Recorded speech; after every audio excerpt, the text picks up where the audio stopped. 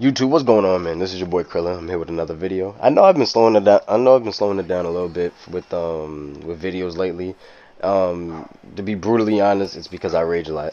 That's what you're dealing with. That's who you're following on YouTube. That's who you're following on Twitter. That's who you're following on Twitch. I'm the guy. That's the guy. I rage a lot, and I get pissed when I play the game. Trust me.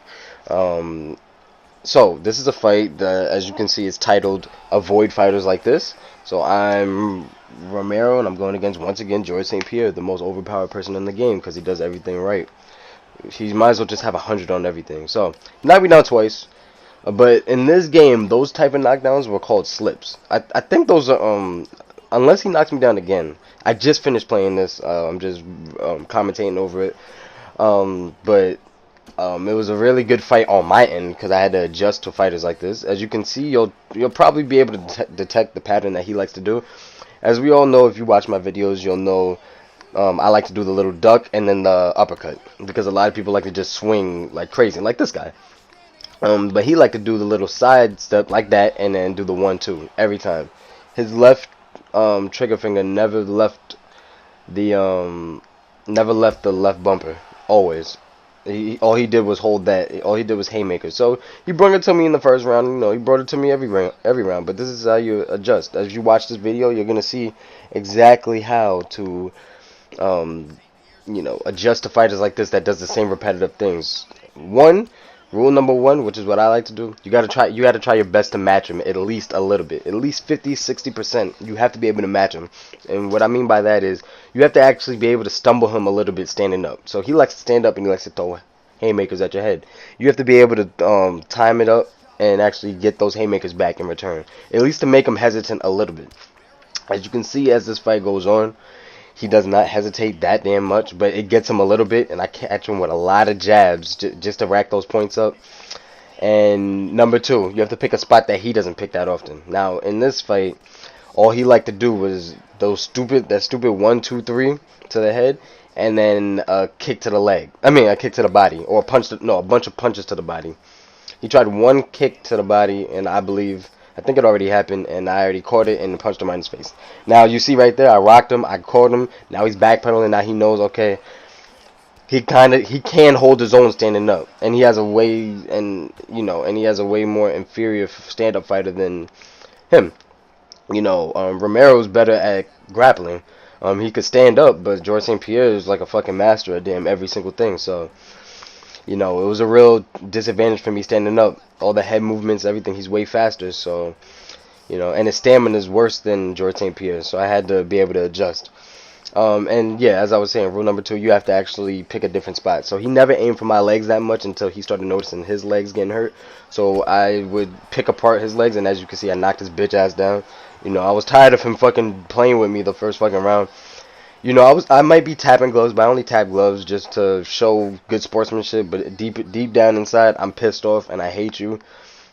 That's how I felt about him. Shout out to him, though. I didn't pay attention to his gamertag. You'll probably see it at the end if you want, but I'm not gonna sit here and discredit him or anything. If that's how he gets his wins like that. But you gotta switch it up. And this right here, this is the other thing. Learn how to work the ground. He took me to the ground because he thought he knocked me on my ass. Guess what?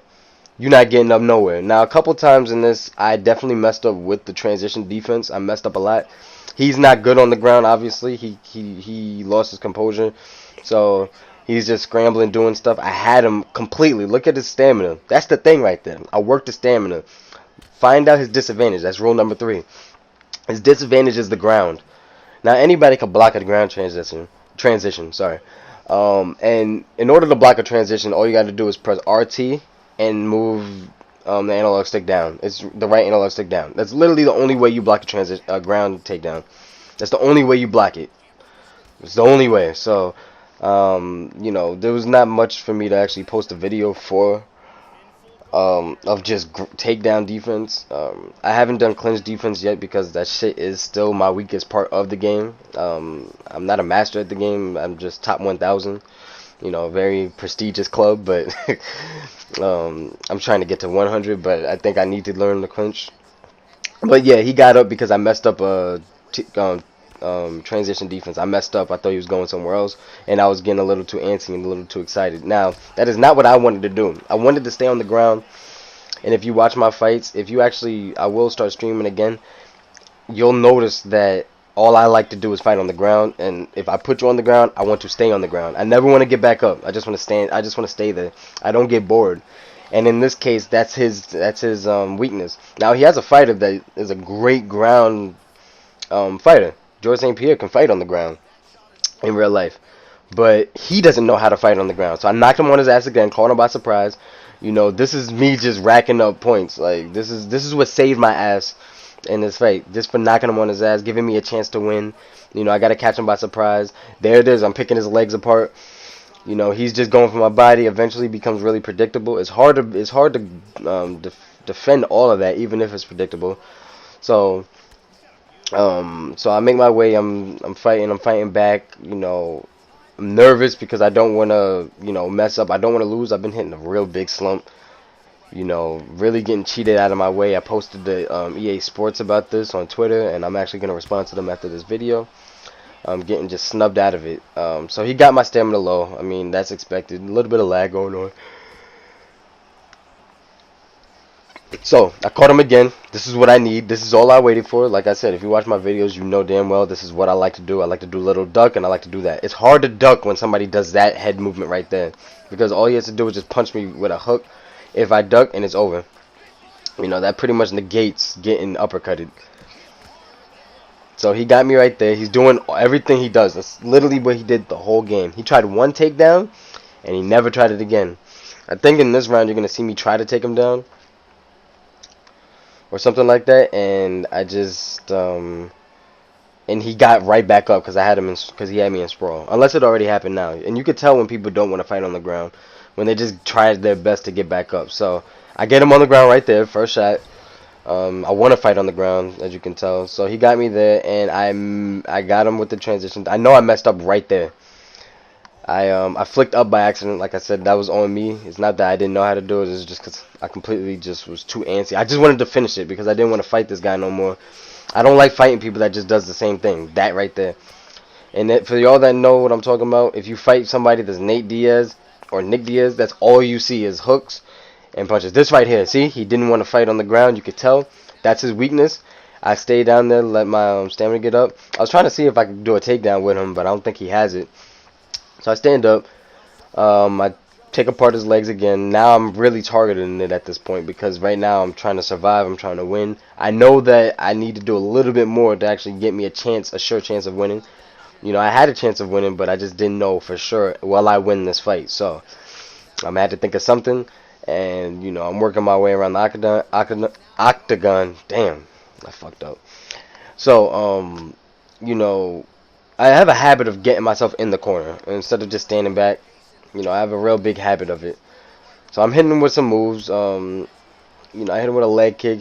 Those haymakers are killing me with that. I hit him with another uppercut, another quick jab just to check him, another jab just to keep him back.